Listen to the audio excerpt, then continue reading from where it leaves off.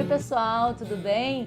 Olha só, hoje a gente está estreando um quadro Esticando a Prosa, depois do Campo Aberto transmitido pela CBN, Campo Aberto especial de sábados, nós vamos ter esse quadro Esticando a Prosa, que é o momento da gente dar aquela conversadinha a mais, tomar aquele cafezinho, bater aquele papinho, coisa que a gente gostaria de saber e que às vezes ali no programa não deu tempo. Então eu convido você a estar com a gente a partir de agora nessa extensão do Campo Aberto especial de sábado, que é o nosso quadro Esticando a Prosa, e hoje a gente vai esticar a prosa com Diogo Sperante, que vai estrear com a gente esse quadro, né, Diogo? Muito bem. Muito bem.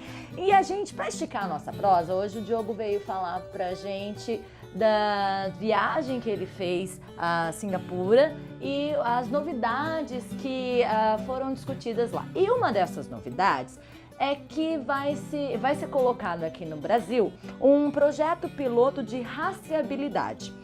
Nós discutimos um pouco esse tema, mas tem uma questão que é o seguinte: falamos um pouco de preço também, uma questão de sustentabilidade, produção sustentável, que o Brasil faz muito bem, obrigada, né, Diogo?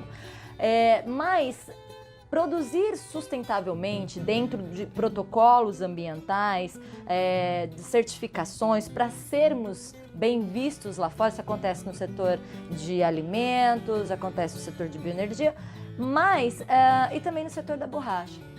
A gente produz muito bem, a gente tem essa tecnologia, por outro lado, isso encarece o preço, né? E aí talvez seja uma das grandes demandas da cadeia.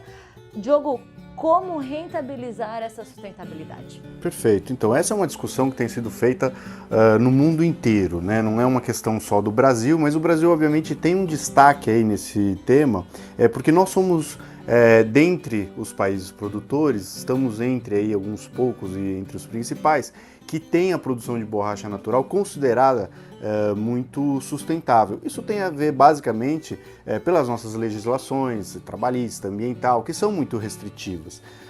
Mas uma discussão que é feita, que é muito interessante, uma outra perspectiva é assim: bom, então nós já somos sustentáveis e pagamos, obviamente, o preço por isso, porque é mais caro você ser mais sustentável, obviamente. Então, você contratar mão de obra análoga à escravidão, você desmatar, isso tudo, obviamente, reduz o custo de produção, né? Como nós não temos isso aqui na produção de borracha brasileira, existem outros países que também a gente faz um paralelo assim. Quais são os países que produzem borracha natural que tem um índice de desenvolvimento humano comparável ao que nós temos aqui, por exemplo, São José do Rio Preto, que é o maior polo produtor de borracha natural do continente americano, né? Então a gente está falando de 0,785, algo assim.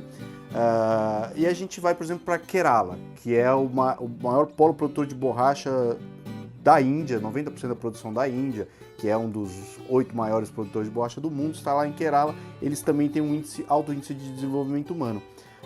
E o que acontece com a borracha lá? Ela está regredindo. Eles estão produzindo cada vez menos. Malásia é um outro país também que, nos últimos anos, teve uma alta do seu índice de desenvolvimento humano. Está produzindo cada vez menos borracha. Então, isso tudo para concluir que quem produz borracha hoje com altos níveis de sustentabilidade é penalizado pelo mercado. Ou seja, ele tem um custo maior, mas ele recebe o mesmo preço da commodity que de quem está produzindo em situação, vamos dizer, de não sustentabilidade. Então, essa é uma discussão que é cara a toda a indústria, é discutido e foi discutido lá nesse encontro em Singapura, alternativas para a gente romper esse ciclo vicioso, vamos colocar assim, e tentar entrar num ciclo virtuoso da sustentabilidade. Óbvio que para isso tem muito a ser desenvolvido. Então, a questão da rastreabilidade é muito importante, porque a gente precisa garantir que a sustentabilidade seja não só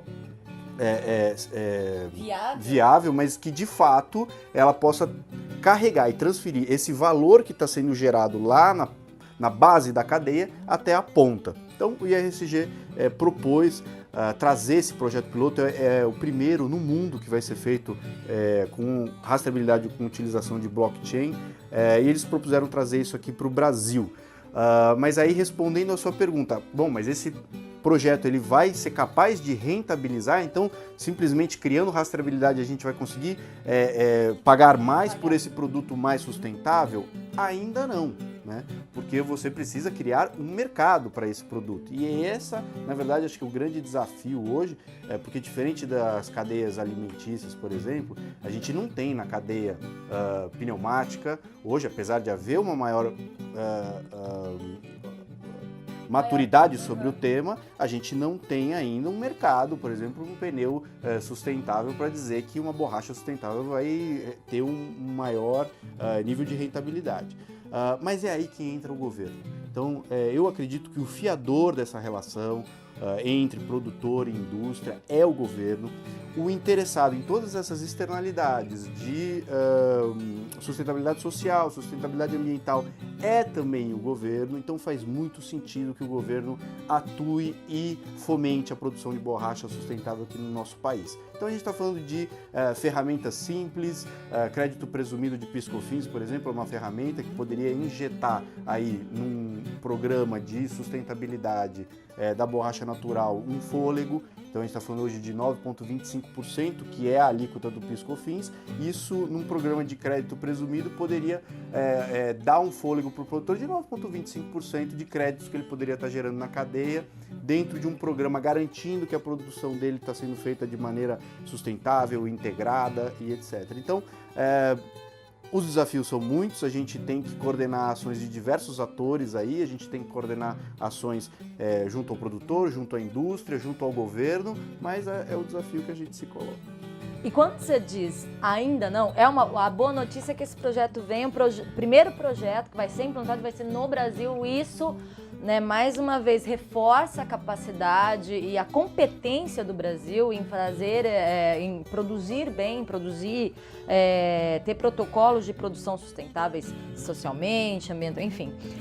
Mas quando tu diz ainda não, acho que muita gente ficou ali de orelha em pé. Então, duas perguntas. Esse ainda não, é num médio, longo prazo? Porque, e aí a outra pergunta, quando é que esse projeto começa a ser implantado efetivamente no Brasil? Certo, então a gente tem agora um desafio para esses próximos meses, que é conseguir, obviamente, os recursos para elaborar esse projeto, né? A gente já tem instituições internacionais lá no ISG interessadas em colaborar com esse fomento. A gente tem a própria associação aqui, a APABOR, também com recursos disponíveis para atuar. Então, a gente tem um pouquinho um trabalho aí, fazer uma ginástica financeira para conseguir todos os recursos, iniciar o projeto, mas aí para concluir e chegar ao ponto de realmente termos uma rentabilidade e um produto sustentável sendo validado no mercado, a gente precisa, como eu falei, atuar junto dos fóruns aqui nacionais, de políticas setoriais e públicas, como é a Câmara Setorial. Já há 2 anos a gente vem trabalhando a integração da borracha natural no programa de produção integrada do Ministério da Agricultura. A Embrapa já desenvolveu a produção integrada da borracha natural, tá para apresentar, era para ter sido apresentada no final do ano passado, por questões burocráticas do próprio governo, a Embrapa não conseguiu, mas a gente acredita que esse ano a gente tenha isso pronto. Esses 2 projetos funcionando e integrados, eu acredito que possam, já na próxima safra, trazer algumas novidades para o produtor de borracha natural. Então são boas notícias e esperança para um setor que está em tudo, né? Não só na indústria pneumática, mas tudo que a gente pega, consome, tem borracha. Sim, a gente fala muito da indústria pneumática porque é a maior consumidora, 80, 90% do consumo, né? 80% do consumo vem da indústria pneumática, indústria automotiva. Mas a gente não pode esquecer, tem um consumo muito importante, por exemplo, na indústria farmacêutica, luvas de procedimento e luvas cirúrgicas, apesar de haver uma competição hoje com a luva nitrílica, que é aquela luva feita de borracha sintética, ainda um grande mercado consumidor de látex hoje. A gente tem empresas no Brasil que são produtoras de luva de procedimento e luva cirúrgica. Então é um campo que, apesar de ser pequeno em comparação com o da pneumático, é muito importante, né? Você não imaginaria como que seria a vida nos hospitais e nas clínicas médicas Se não no tivéssemos... mundo, se não tivéssemos a luva de procedimento e a luva cirúrgica, que é feita de látex. Então é um produto muito importante. Exatamente, só se daria conta se faltar. Se faltasse. É como o ar, né? Exatamente. É como o ar. Tá bom, então a gente vai... Obrigado pela sua participação, por estar com a gente nessa estreia. A gente vai ficando por aqui hoje, mas semana que vem tem mais. E se quiser esclarecer alguma dúvida, manda seu e-mail para cá no claudio@jornalcampoaberto.com. Perfeito. Certo? Obrigada, Diogo. Obrigado. Obrigada a você. Fique com a gente, semana que vem tem mais.